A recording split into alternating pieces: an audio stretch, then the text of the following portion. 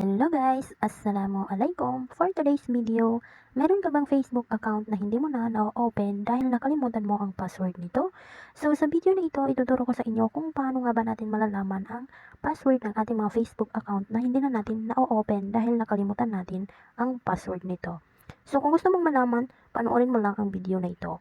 Ang una-una natin gagawin, i-click natin itong ating settings. So ayan.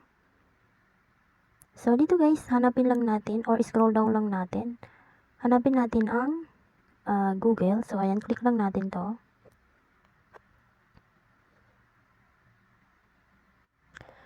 So, dito guys, i-click naman natin itong autofill. So, ayan.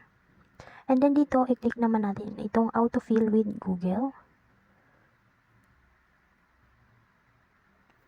So, dito guys, makikita natin dito ang password. So, ito yung ating i-click, itong passwords.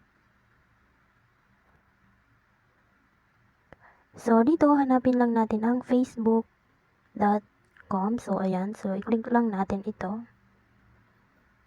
So, dito guys, ilalagay lang natin ang screen lock ng ating, or kung merong screen lock yung mga phone nyo, so ilalagay nyo lang.